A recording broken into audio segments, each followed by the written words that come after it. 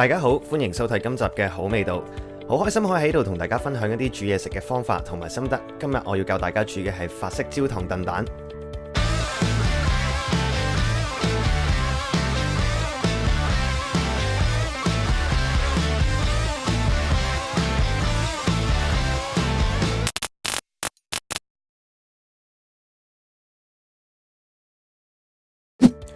首先講下啲材料先，有雞蛋、忌廉、白糖、黃糖同埋雲呢拿香油。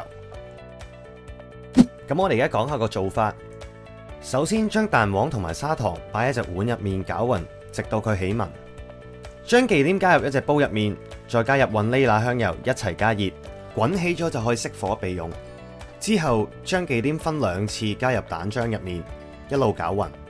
跟住就可以將啲忌廉蛋黃漿隔一隔咗啲泡，放喺啲烤盤入面，再用一隻羹剝走面層嘅泡，再將個焗爐預熱到150度，跟住就可以放入去焗1個鐘頭。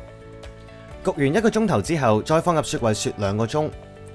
2個鐘頭之後將佢攞出嚟，然後灑上黃糖，再用火槍慢慢燒佢嘅表面，直到變咗焦糖。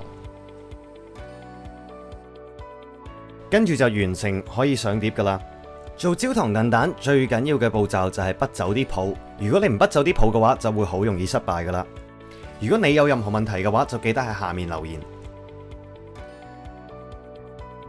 咁我哋而家再講一講啲材料嘅份量啦，大家可以暫停咗個屏幕，或者撳翻下面條 link 去翻我哋個 website 度，呢個 QR code 咧都可以去到嘅。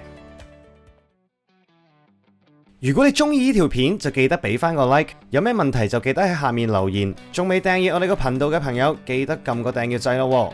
我哋下次再見啦，拜拜。